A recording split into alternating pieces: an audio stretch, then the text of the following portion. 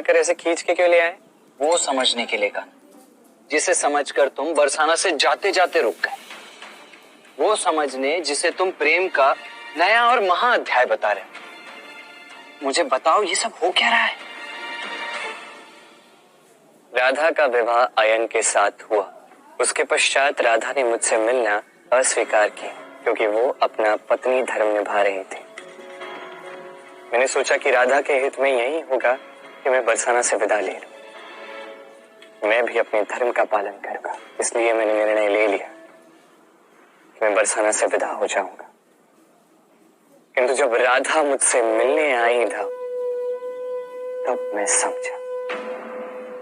Ion के साथ विवाह होने के पश्चात भी राधा के मन में जो कृष्ण के प्रति प्रेम है उसका अंत नहीं हुआ। राधा अब भी मुझसे उतना ही प्रेम करती है, भले ही उसका विवाह किसी और के साथ ही क्यों ना हुआ। बस ये बात राधा स्वीकार नहीं पा रही। तो मुझे अनुमान हुआ कि मैं कितनी बड़ी भूल करने जा रहा था। इस संसार को मैं प्रेम सिखाने आया था और इसी संसार में अपने प्रेम को अधूरा छोड़ रहा था मैं। कान्हा, राधा और तुम्हारा प्रेम तो फिर भी अधूरा ही रहेगा ना, क्योंकि राधा का विवाह तो उस आयन के साथ यही तो भ्रम है। विवाह प्रेम का लक्ष्य है, ये भ्रम है था। और इसीलिए मनुष्य सदैव ये भूल कर बैठता है, सोचता है कि विवाह ही प्रेम का लक्ष्य है।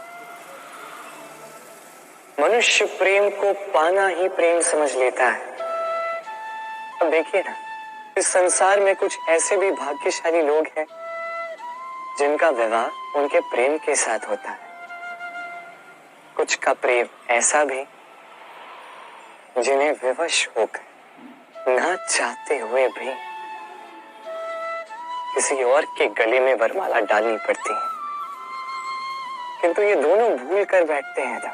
विवाह के पश्चात वो सोचते हैं कि हमें तो सब कुछ मिल गया, हमने तो प्रेम प्राप्त कर लिया, हमारा लक्ष्य पूर्ण हुआ। किंतु उसके पश्चात ये जो प्रेम है था कहीं ना कहीं खो जाता है। और जिन्हें प्रेम ना मिला वो प्रेम ना मिल पाने की पीड़ा में प्रेम ही भूल जाते हैं। किंतु यदि विवाह प्रेम का गंतव्य नहीं है तो फिर क्या है?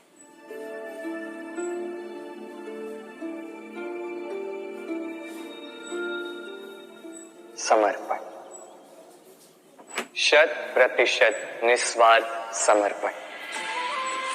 वो समर्पण जो किसी माँ के मन में अपने संतान के लिए होता है।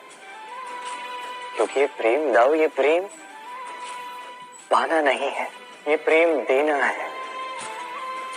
अपने आप को, अपने अस्तित्व को, अपनी आत्मा को समर्पित कर देना। ये प्रेम ना ही शारीरिक है ना ही भौतिक। ये प्रेम तो अपनी आत्मा का समर्पण है। ये विवाह एक संबंध अवश्य है और इसमें कुछ भी अनुचित नहीं।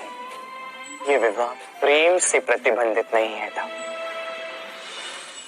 ये प्रेम कहीं ऊंचा है। अब यदि मैं आपको उदाहरण दूं तो क्या राधा के विवाह के पश्चात मैं उसके सुख की कामना करना छोड़ दूं?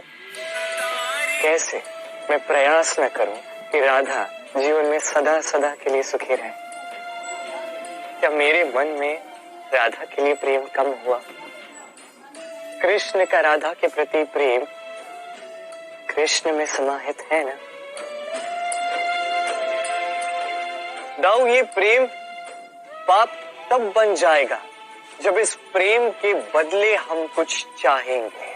किंतु यदि ये प्रेम समर्पित हो तो ना ही ये अनीति है ना ही ये पाप है।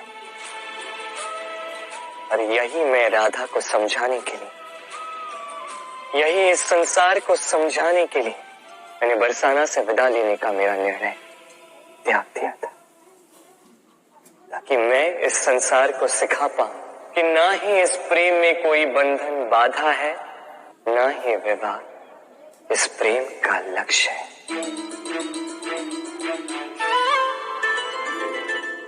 पर कान्हा, क्या संसार को ये समझाना, ये सिखाना सरल होगा?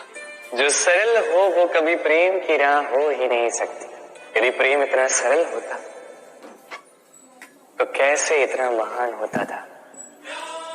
यदि प्रेम सरल होता तो ब्रह्मदेव मुझे और राधा को प्रेम सिखाने के लिए नहीं चलते। यदि प्रेम सरल होता तो गोलोक में राधा और मेरे बीच ये विछोह होता ही नहीं। तब गोलोक में राधा और मेरे बीच केवल और केवल समर्पण था। पर इसीलिए तो माखन राधा चखती थी, स्वाद मुझे आता था। श्राप राधा को मिला और इसे भोगा हम दोनों ने।